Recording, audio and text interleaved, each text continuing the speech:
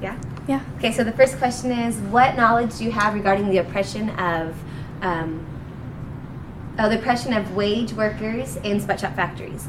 So I found it interesting. When I was doing research about this, sweatshop gets the name from the owners actually having to try and sweat profits out of their workers.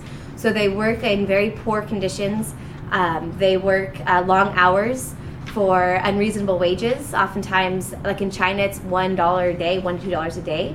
And oftentimes they get paid so little that they have to send their children to work as well, rather than to school. And so when we look around the world at sweatshops, most of the employees are women and children. Around the world, there's 250 million children between the ages of 5 and 14 working in these sweatshops. And if you look at the women, oftentimes they're migrant women who, like in the United States, we actually have sweatshops that are violating our labor laws. Because the way it works is, let's say like Target, for example, hires a manufacturer like Tommy Hilfiger or Levi's or some other name brand.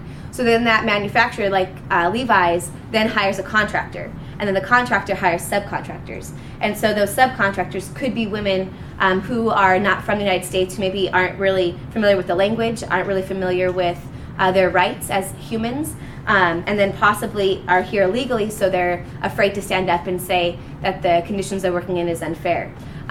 Also, like in Japan, they have migrant women who are treated as if they were, like, it's kind of very similar to slavery. The women are actually bought and sold from one employer to the other. And so the conditions of the people in sweatshops are sometimes like the ones who are bought and sold in Japan. Like oftentimes they are kept possibly overnight, forced to work multiple shifts. And I just think like the quality of life of these people, like us, we work maybe 8-9 hours a day, 10 hours here in America, and then we get home, we're a little tired, but we still have time for our families and our kids. And I think, what kind of life is that when you're working 18 hours a day, too tired to go home and play with your children, or your children are also working? Like, what's the point of life in those kind of conditions? And then your next question is, are you aware of any global companies or industries that utilize sweatshop factories? Some big ones would be like Walmart, Nike, even IKEA, Burberry, Gymboree, LL Bean, Adidas, all use sweatshops in other countries. I thought that was even funny that American Apparel does. And so companies that don't, I know H&M is really making efforts for environmental sustainability as well as like social justice issues. And so H&M actually doesn't enforce or doesn't use any child labor. If they find a company or like a factory in another country is using children as their labor force, they actually break the partnership with that company. They do know that workers are paid unfairly, but they are making strides to try and raise the conditions of the people who make their products. They also try and use organic cotton when possible, and they don't sell any real fur. The leather that they do sell in their store is from animals who are raised for meat production, not just for their skin. And so there are companies who try and make strides towards moving away from sweatshops. Oh, another thing too, when you look at this, there was a study done by the National Labor Committee or I think that was the people, I'm not sure, but they found that if you double the wages of people working in sweatshops, it actually only increases the price of the product by 1.8%, where people are actually willing to pay up to 15% more for a product that was made fairly. Something else I also found interesting as far as companies that use sweatshops around the world, a lot of coffee farmers are paid like wages dealing with poverty levels, banana farmers, shoe manufacturers, clothing manufacturers, rugs and textiles, and actually Guatemalan farmers who work on Starbucks plantations are paid just enough to live, and like not even enough to live. They're paid poverty wages, while Starbucks here is charging $4 or $5 for a cup of coffee. And so, yeah. Okay. Next question. How have these low-wage factories affected the countries they're situated in? I think oftentimes when you look at the country, like in China, for example, they're not allowed to have labor unions, and so It's the Chinese Communist Party that controls it, and so it keeps the people working for $1 to $2 a day, and doesn't really give them an opportunity to demand fair wages. And so I think, or if you go to like Bangladesh, or you go to Thailand, or anywhere that's using sweatshops, because they're developing countries, the people there lack the resources to stand up and say, I deserve fair wages, I'm a human, I have rights. And so I think it kind of keeps the countries in a developing state, in a third world state. And I think that us as Americans, and even other countries who are purchasing these products, just continue the cycle, because in the garment factory, or in the garment industry, these like manufacturers, how I mentioned, like Tommy Hilfiger or Levi's, like there's intense competition to keep the prices down. And so if there's workers who say, hey, I'm not going to work for that cheap, well, they'll just go somewhere else and hire a different subcontractor. And so to be competitive, they have to try and make their products as cheaply as possible. An example is the women who work, I forget the country, but the women who make NBA jerseys, like professional jerseys, not that the athletes wear, but that are sold in like gift shops and at the games and stuff.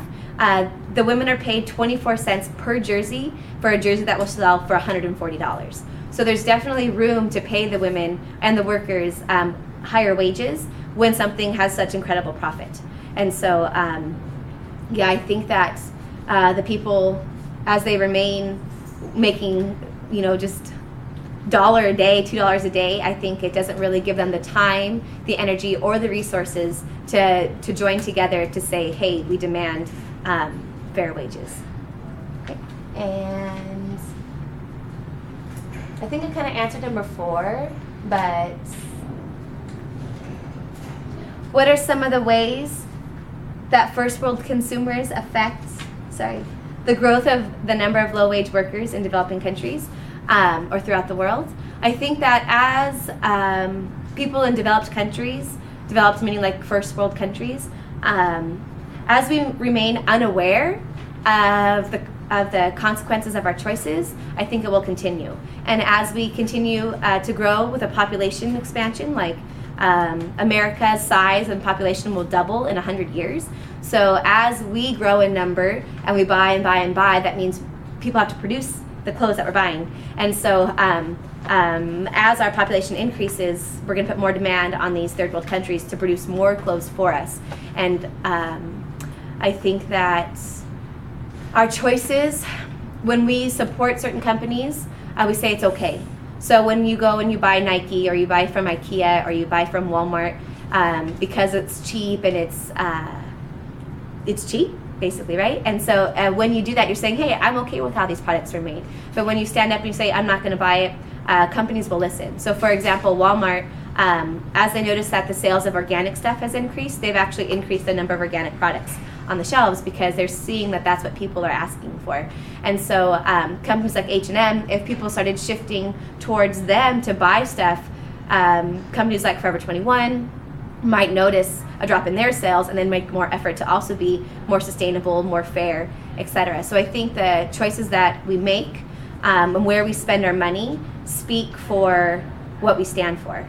And so I think it's important that through education and people becoming aware of where their clothes are made and how they're made and the living conditions of those people who produce it, things will change. So for example, I went to Starbucks once and I asked, do you have any fair trade coffee? Because I know even Stater Brothers, Trader Joe's, Target, they sell bags of fair trade coffee. So I asked, I was at Starbucks and I said, do you have any fair trade coffee here?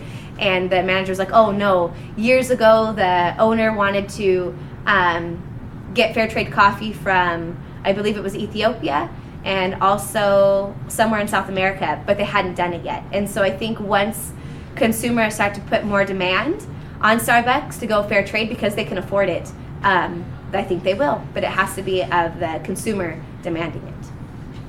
Okay, and I think the next question is just like, I think we did okay with the other ones last time. I think I just needed more statistics for the first couple.